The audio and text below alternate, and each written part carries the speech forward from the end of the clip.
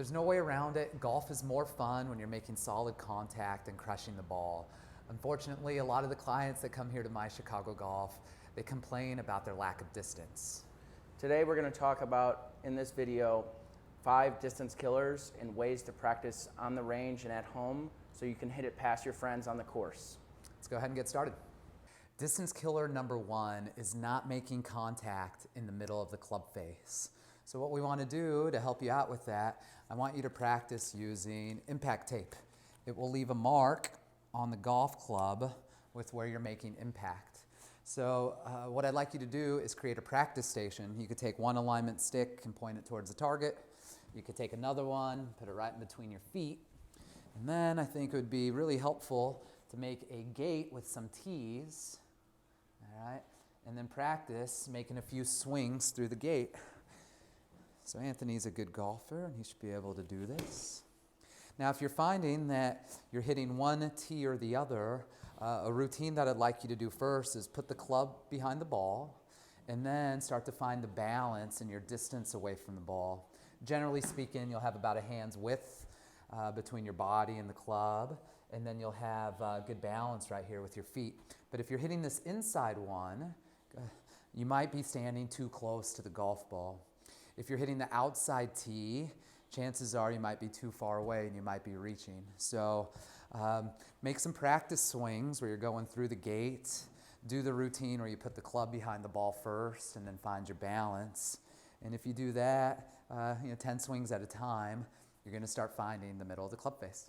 There you go. Distance killer number 2 is having a severely open or severely closed club face when we're hitting the golf ball. And so what we want, essentially when we hit the golf ball, we'd like the golf club to be looking at the ball, and we want that golf club to be pointed towards the target. There's a lot of times where we have some pre-swing issues with how we're putting the hands on the club with our grip that affect this club face. And so whenever we see players losing distance, a lot of times we're also seeing the ball go high and to the right. When we're hitting the ball to the right, it just saps the distance away. It takes the 7-iron that's in my hand, and when I have this club face pointed off to the right, now it's an 8-iron, 9-iron, pitching wedge, sand wedge, lob wedge. So we're adding loft. So what I want you to do to help you make sure that you have a good grip, essentially I want your hands to face each other, so that way when the club goes back, the club could stay looking at the ball. Whenever we get a grip where the lead hand is under the club and the trail hand is on top, we see club faces that really fan open. And then vice versa, when we see a grip where the trail hand or the lead hand's too much on top and the trail hand's too much underneath, then we get club faces that get really closed. So double check your grip, that it's neutral, your hands face each other, and then the checkpoints that you want to have when you're making your swing, we want the club face, this leading edge right here, we want it to match your spine. All right? So right here would be an open club face. The ball is going to go high and to the right. Okay? Right here is nice and square. This is too closed. It's going to go low and to the left. So whenever you have that club face matching your spine, pointed towards the target, and even here in the follow-through, also matching your spine, you're giving yourself a chance to get max distance. Distance killer number 3 is not maximizing our body pivot. By that, I mean not making a proper turn going back and going through. By that, and what that looks like is us not having so many moving parts off the golf ball and keeping it more centered through our torso here. And we're making a proper turn by staying balanced and staying solid through our backswing and through our downswing. Yeah, for sure. And ways that you could practice this at home, you could use some alignment sticks. So I think it's helpful if you take one alignment stick and you just put it through your belt loops. And then we could take another alignment stick and put it right across our shoulders. And so if we're making a nice full turn, okay, our shoulders, they're going to turn somewhere around 90 degrees. And then our hips are going to turn about half, maybe about 45. Okay? So when we have a clean pivot, our head's staying still, and and then we're doing this nice loading and rotation in the backswing. So we do want to keep a good base, so we're not turning 90 and 90. This is what we see a lot. We see a lot of sway. It's hard to rotate as you're swaying. Okay. And then same in the follow through. So turn 45 and 90, and then unwind. That's one way to practice. Yeah. Another one is to make some swings. If you do have a sway, you could just take a chair and put it next to your body, like at a 45-degree angle. And when you're making your motion, we want to be able to turn back, and you'll feel like your trail pockets turning back. If you're outside on a sunny day, you can see the shadow of your head. You're wanting to see that the head stays relatively still, not moving off, not going up. We're making these nice centered pivots back and forth. Distance killer number 4, you're not swinging the golf club towards the target. And some ways to do that are transferring the energy from our club head to the back of the golf ball.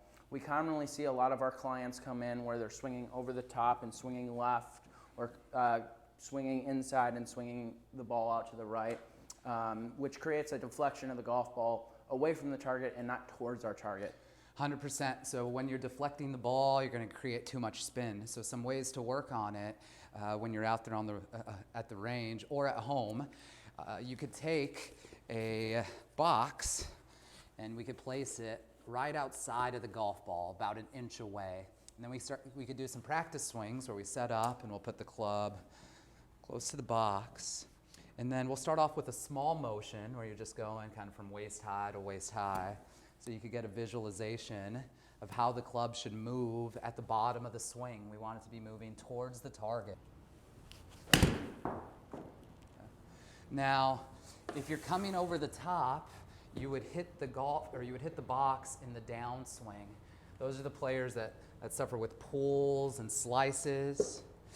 If you're the opposite and you're coming too much from in to out and swinging to the right, okay, you would hit the box in the forward swing. Those are the players that miss with pushes and curving it too much to the left.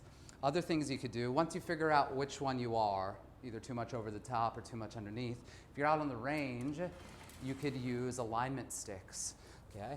So always have a stick for your target line. If you're the over-the-top player, place a stick right here at a similar angle to the shaft, and you want to be able to stay underneath it, okay? If you're the opposite player and you get too much pushes and hooks, we want to be able to make a motion, and we want to be able to stay above it. You could also use visual aids on the ground. I've seen players make tee gates. If you're over the top, if you set the club in here, Anthony, you could have one tee on the outside of the ball, one on the inside. This promotes more of that into out path, and then vice versa if you're coming too much from into out. All right. So for you to get your max distance, we got to get that golf club moving towards the target. Distance killer number 5, you're not properly sequencing your downswing. And in order to sequence our downswing, we need to have maximum speed at impact. Like other sports, when we're swinging a baseball bat or throwing a baseball or hitting a hockey slap shot, through impact, having that athletic motion that we have in other sports. Exactly. So in other sports, when we're making energy go towards a target, there's going to be some kind of shift in our body weight and some rotation.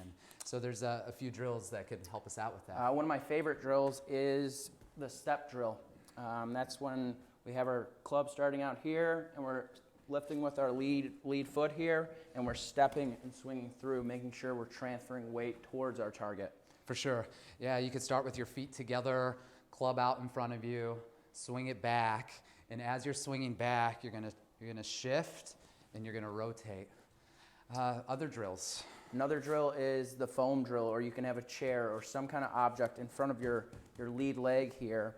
And what we're trying to do is when we make this rotation and movement back, we want to shift and knock that object out of the way and having our chest or our rotation centered back to the golf ball.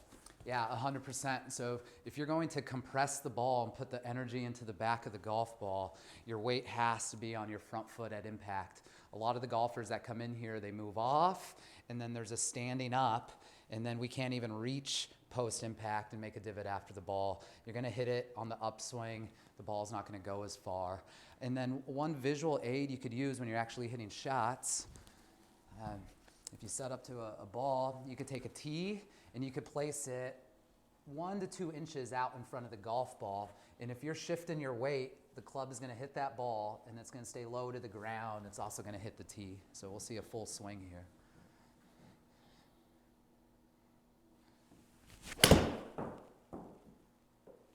Nice, good swing. Okay, so you hit that ball and then you hit that tee. If you're looking at your swing on video, if you're filming yourself from the front, I want you to visualize some lines coming straight up from your ankles. All right, and we want to be able to make our golf swing and stay within our feet going back. So Anthony has a really nice pivot. Again, he's staying within his feet. He's not moving off. He's not going this way. He's making a nice pivot, all right? And then in the downswing, there's going to be a shift. So as we start to get to impact, you could see how much his body has moved forward. And so his weight is on his front foot, and then when he's finishing tall on that lead side. So learning how to properly sequence, feeling a shift and a rotation, it's going to help maximize your distance out on the course. Here's a bonus tip for you, finding the right equipment for your game. For sure. So when you're looking at equipment, there's different style club heads. You know, you have something that's more of a blade where the sole's very thin. There's not a lot of weight behind it. And then you have more of a game improvement club. The lofts are stronger. It's a little more forgiving. We got some perimeter weighting. So both of these are 7-irons. Here Anthony has more of a blade-like club. And he's going to do standard full swing with both of these.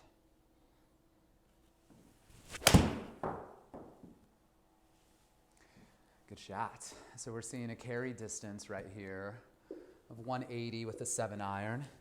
So very manageable. This is the kind of club you play, correct? Yeah. Yeah.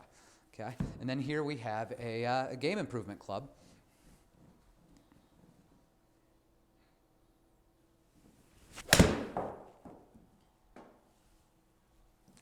That thing is launched. All right, we just carried that 210 with a 7-iron. So we got a 30-yard difference between club heads.